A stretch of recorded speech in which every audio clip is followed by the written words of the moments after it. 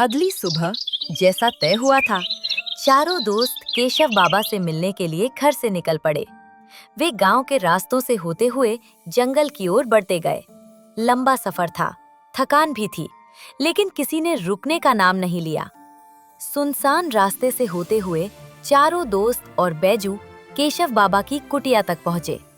कुटिया के बाहर अगरबत्ती की खुशबू और हल्का धुआं फैला था। केशव बाबा ध्यान में लीन बैठे थे। ध्यान से बाहर आते ही बाबा ने कहा, मुझे सब पता है, तुम लोग यहाँ सवाल लेकर आए हो।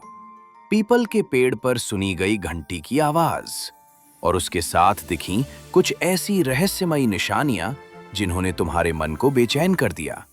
इसीलिए तुम सब मेरे पास चले आए हो। यह सुनते ही गोलू ने वीर की तरफ देखा। इतना ही सुनते चिंकी ने कहा, बाबा, हमने सब देखा। एक काली परछाई और एक काला सांप जिसकी आंखें पीली रोशनी में चमक रही थी। जमीन पर अजीब चमकते पैरों के निशान भी थे। ये सुनते ही केशव बाबा का चेहरा गंभीर हो गया। उन्होंने जमीन पर लकड़ी से एक आकृति बनाई और कहा, वो सांप कोई साधारण जीव नहीं था, वो है अंधकार नाग। वीर ने हिम्मत जुटाकर पूछा, और बाबा, वो काली परछाई? वह उसकी छाया शक्ति है। दोनों मिलकर इस जंगल में छुपी पुरानी शक्ति को जगाना चाहते हैं। ये सुनकर गोलू डर गया और उसने बाबा से पूछा, तो क्या वो बुरे हैं बाबा?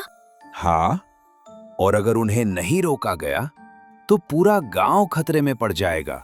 सिर्फ हनुमान जी की कृपा से ही उस काली परछाई और अंधकार नाग का अंत संभव है। वहीं से तुम्हें वो शक्ति मिलेगी जो अंधकार को हमेशा के लिए खत्म कर सकती है। ये सुनते ही वीर ने कहा, बाबा, अब हमें आगे क्या करना होगा?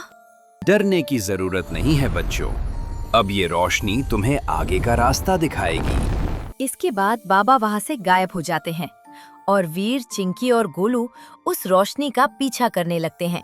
ये रोशनी टुनटुनपुर को किस राह पर ले जाएगी और कैसे जादू की टोली अंधकार नाग से टुनटुनपुर को बचाएगी?